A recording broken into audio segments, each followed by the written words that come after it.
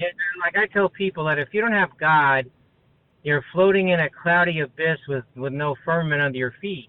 Yeah. You can't move. You're not progressing. You can't be. You think you are, but it's Mm-hmm. all materiality. So I say, of course you can't. Of course you can. So you got to start. You got to go back. Mm-hmm. Everything is disjointed when you don't have God. You have a love life. You have a business life. No, everything should be under the umbrella of your faith, and that unifies it, and that makes you stable and comfortable and Yes. happy. If not, you're a teenager running around with money. Mm-hmm. Yeah. I see it all the time.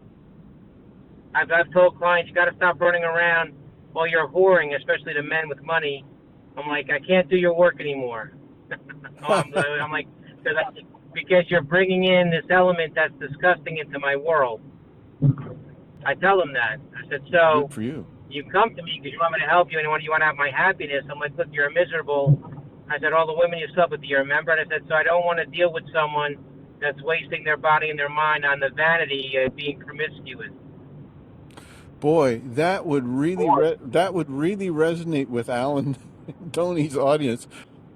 Not many people are bold enough to stand up and say that, Chris. And I, killer, if there's a chance that you can, slip it in without being too bold, that's, down deep in their soul, they know that's right. Now it will offend those who are guilty of that, but that's all the better.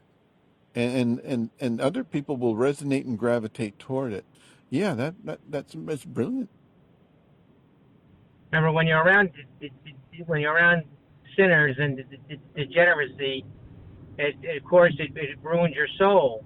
So you have to be strong enough to get rid of it. See what it is, be objective, and not be around it. Got to change your social circles or get rid of them Yeah. totally. Because even if you're not sinning, if you're hanging around with sinners and people that are degenerate, well, then you're just as bad. Of course, I'm just trying to make people happy. So I just say Yeah. that this is my program for a happy life. And the main Yeah. thing is I only surround myself with, I keep peace in my personal space. Number one rule. Mm-hmm. I have every right to keep peace and get rid of anyone who's not a good person, who doesn't give me good feelings, is living their life in a dirty way or a hurtful way to themselves or others. I don't deal with them because that's bringing lack of peace to Mm. my personal space. Take a pad and write a name at the top of it, and then go to the next page. Do the same thing, and Mm-hmm. then of all the people in your life, and then write down all of the good things they bring you, all the bad things they bring you. And if the bad things overwhelm the good things, get rid of them. As I want to get on this radio and say, let's everyone do it. Let's get out a pad of paper. Let's workshop it. You're responsible. I say, listen, you're a grown person. If someone complains twice about a problem, I ignore them. Because the helpless people are the worst people in the world. Well, how come you're going back to your boyfriend? I don't want to be with him. Yes, you do. I'm like, listen, if you're sitting on a fence, you're sitting on a fucking fence. Excuse me. So I tell people the key to getting better is having to admit that you're voluntarily doing things that are bad for you. A woman is, let's say she's in a battered relationship. She goes back to the abuser. I'm like, no, you don't. You like it. I'm not being critical. I tell these women that you like it. There's something about it that makes you comfortable even though you're in danger. That's why you know you need help. If Mm. you drink too much, because people make excuses for themselves. Like, no, you're doing this. You're voluntarily drinking your life away. So people don't have this. When the feeling of self-preservation is gone in these people, and I'm not judging them, then you know they need drastic help. When you're drinking yourself to death and lost your job and your family's on the street, you're not a bad person, but you have a problem with self-preservation.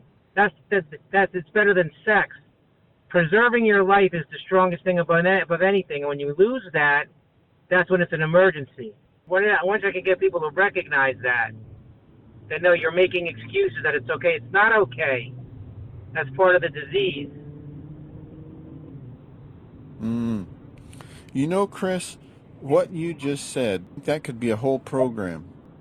Well, I have a motto since I'm 20 years old. It says, desperation leads to self-compromise, leads to enslavement.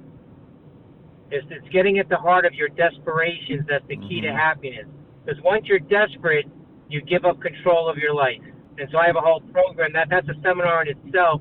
So what does it mean? Brilliant. That's desperation for women, for drugs, for money, for anything. And so once we need to identify desperation, especially in my sales training. You never want to go into a sales negotiation desperate. And so I tell people to identify. I help them identify where they're desperate, and that's when you're coming from a point of desperation. It's total weakness. Of course, it makes you. So we have to get rid of that, and we have to get out of the negotiation, or get out of the marriage, or get away from your parents. So I have a whole thing where people can evaluate in a workshop the relationships they're in. It's a 10-point plan where I ask them leading questions about the relationship, not just romantic. Is there yelling? Are they guilt? You'll have to see it, but it's a good thing we could do online, where people put a relationship like a brother at the top of the page, column 1. We ask them all the questions, and I have it set up that if you answer yes to my questions, then we can have a therapist talk about, this is unhealthy.